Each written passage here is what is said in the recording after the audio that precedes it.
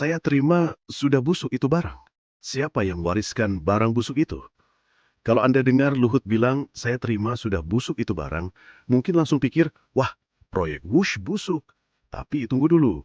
Yang dia warisi bukan proyek kosong, melainkan keuangan dan pengelolaan yang sudah rusak sebelum dia masuk. Dan saat menjawab itu, Luhut sedang ditanya soal kondisi keuangan kereta cepat Wush.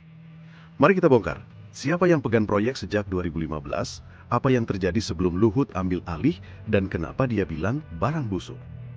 Proyek Wush ini mulai resmi digagas dan ditata secara institusional sejak 2015 ketika pemerintah menerbitkan Perpres 107/2015 tentang percepatan kereta cepat Jakarta-Bandung dan konsorsium PT Kereta Cepat Indonesia-Cina (KCIC) dibentuk 16 Oktober 2015.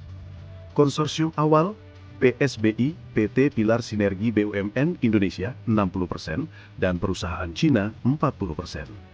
Sejak awal proyek Wush 2015, dua figur utama yang berperan adalah Rini Sumarno, inisiator BUMN dan pembiayaan B2B, Ignatius Jonan, otoritas izin, meskipun menentang proyek Wush.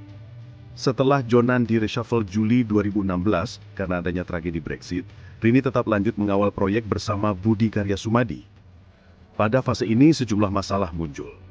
Kemudian masuklah Luhut bin Sarpanjaitan tahun 2019 hingga 2021 sebagai Menko Maritim dan Investasi, diminta Jokowi untuk membereskan proyek ini.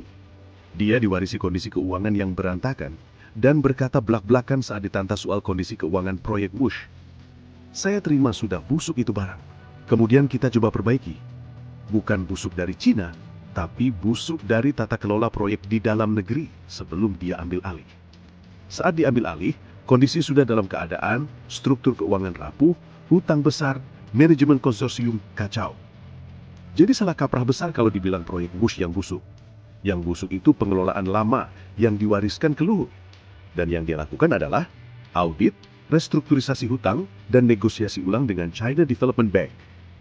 Luhut juga menegaskan bahwa solusi bukan menggunakan APBN untuk menutup hutang. Siapa yang minta APBN? Tak ada yang pernah minta APBN. Penting dicatat, barang busuk diucapkan bukan merujuk ke kereta fisik Wush, bukan ke rel, stasiun, atau teknologi, melainkan ke pengelolaan keuangan dan pembiayaan yang sudah buruk saat dia masuk. Jadi pertanyaan yang tepat bukan, apakah proyek Wush busuk?